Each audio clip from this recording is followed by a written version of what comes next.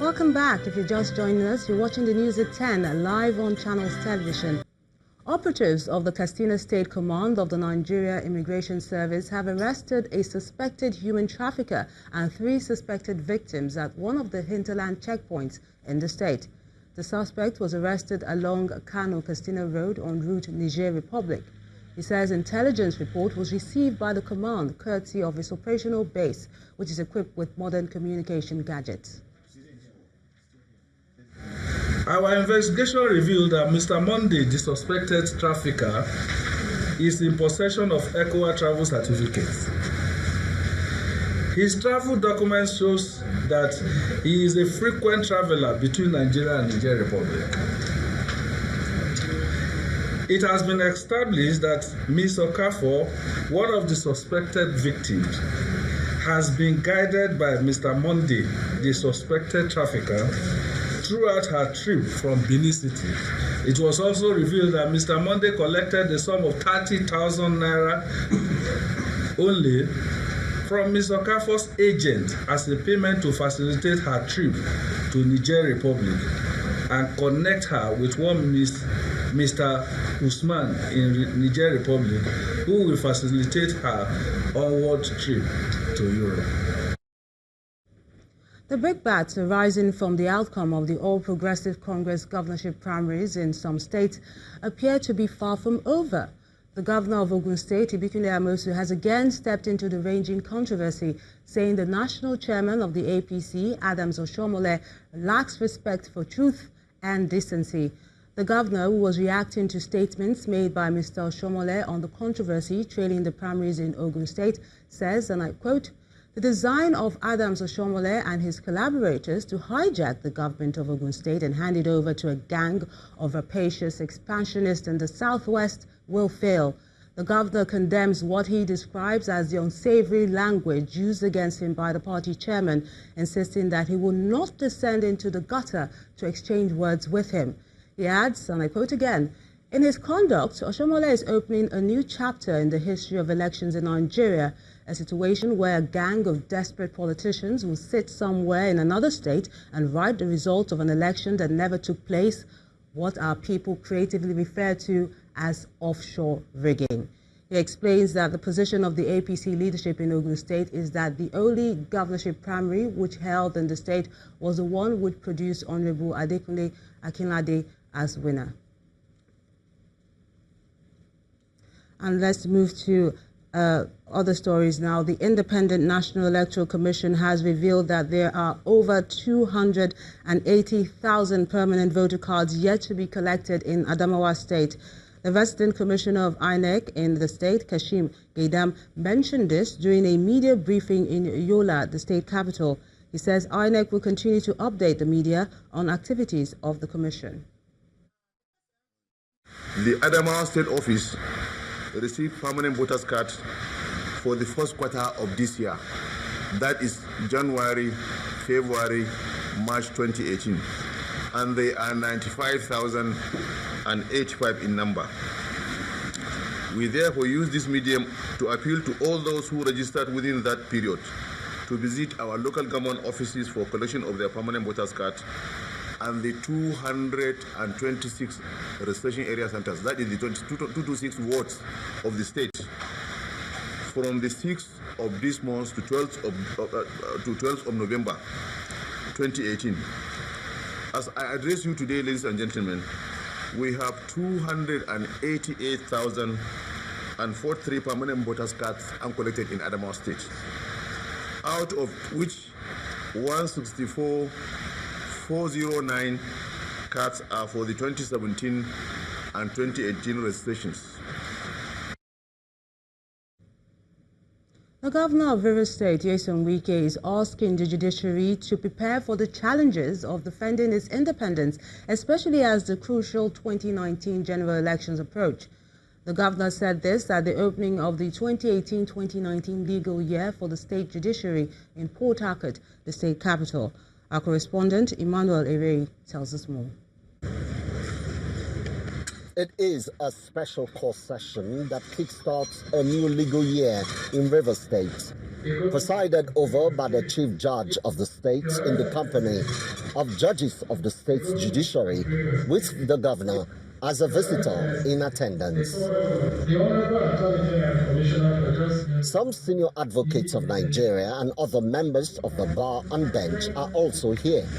For the Chief Judge, the outgoing legal year was a most eventful one for the judiciary, except for the invasion of the High Court premises in May. Despite the condemnation of that dastardly act, the appropriate investigative authorities appear to have consigned the matter to inattention and inaction to it. It may not happen again. May it not happen again, we pray. But we still hear similar incidents of attacks on courts in neighboring jurisdictions. We call on the authorities to stop this dangerous trend. The state's new chief law officer uses the occasion to identify alleged security intimidation. The independence of the judiciary must be respected by the other organs of government, because any compromise of judicial independence will portend danger to the stability of the nation state. In this regard, I want to point out that the continued harassment and intimidation of our judicial officers by security agencies of the federal government must be condemned by all well-meaning Nigerians. Judicial officers should be allowed to perform their judicial functions without fear of intimidation or arrest. This is not to say that judges who intentionally violate their oath of office should not be dealt with. For the governor, the judiciary is faced with enormous challenges today, but the onus rests on it to assert its independence and defend its existence. I will continue to support the judiciary to be effective in every way that we can. This is born out of a belief that the justice and the legal system is not the sole responsibility of the judiciary alone, and the courts need the support of all stakeholders. However, it is left for the judiciary to assert itself, defend its existence and independence, and ensure that it discharges its constitutional functions without hindrance or interference from both within itself or from external influences. Indeed, the 2018-2019 new legal year may present its own share of challenges, given the fact that it is an election year. Challenges that Nigerians hope the judiciary may be well positioned to surmount. Emmanuel Ire, Channels Television News. The Senate Committee on Local Content says it's determined to clamp down on oil and gas companies who refuse to remit funds to the Nigerian Content Development and Monitoring Board. The Senate Committee Chairman, Solomon Adiola, who issued a warning during a visit to oil companies in Rivers State, announced that the board has commissioned auditors to look into the accounts of oil and gas companies and pinpoint companies defaulting in their payment. Our correspondent Linda Akibe has this report. On October 24th, the Senate adjourned plenary session for 2 weeks to allow its committees carry out oversight functions of government agencies. In compliance with this directive, the Senate Committee on Local Content is on a visit to the Nigerian Content Development Monitoring Board and oil and gas companies in Bayelsa and Rivers States. The committee visited 3 oil and gas companies, Halliburton, Saipem, and Technip FMC. Committee members were satisfied that majority of the staff in the 3 companies are Nigerians in fulfillment of the local content law. However, the legislators are dismayed that the 3 international oil and gas companies who have been operating in Nigeria for years are still almost totally foreign-owned. They also expressed displeasure that none of the companies are listed on the Nigerian Stock Exchange. But we are saying as a committee of the Senate on Local Content that if Halliburton will continue to work in this particular industry vis-a-vis through the local content, the shareholding structure must change. As a matter of urgency, 20% of that shareholdings must be relinquished to Nigeria. The committee also visited the Nigerian Content Development and Monitoring Board in Bayelsa to find out if the agency is performing its role of ensuring that oil and gas companies obey local content laws. The committee also looked into the budget for the construction of the board's headquarters. A member of the committee is not comfortable with the hike in the budget cost of the building. The sum of 27 billion naira was budgeted for the building. However, the executive secretary of the board explains that the fluctuation of the naira increased the cost of the project to 42 billion naira. The variation, no matter what, should have some minimum percentage. This is extremely high, and it's not a good deal for government. It's not a good deal for the Nigerians. It's not a good deal for the public. I think the cost consciousness is there for us. You can also benchmark with the 12-story building or 16-story building, FIR's building in Abuja. They are similar in nature. So we have that clear benchmark in terms of cost parameters to make sure we drive down the cost.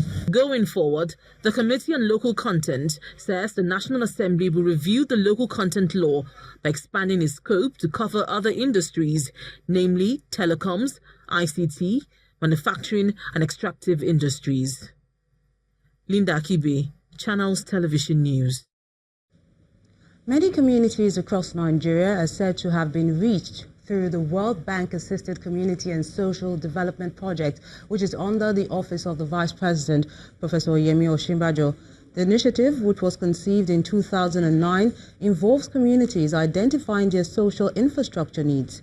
The World Bank project leader told the crowd in Abuja that the government should always work with communities for effective delivery of projects. There is government at every level. There are communities themselves, there are NGOs, there are the press, and there are private organizations, all playing key role in ensuring the success of the project. So the question that is on the mind of everyone towards the end of the World Bank assistance is what next? What happens thereafter? Yes, we will have dealt a big blow on poverty, but we will have not completely eradicated it. And so there is still going to be the need to ensure the continued ownership, to ensure the sustainability of whatever intervention has been put in place, and to reach out to more. And this ownership is not just on the project, it also includes government, it also includes the people, it also includes the private sector, and it also includes the organized civil society. I want to say that the bank has made a promise, and that promise is still on the table, that even in July 2020, the bank will still be supporting this project. When the News at 10 returns, global banking giants HSBC and UBS shut down operations in Nigeria as foreign direct investment in the country falls sharply. And that's on Business News. Join us again.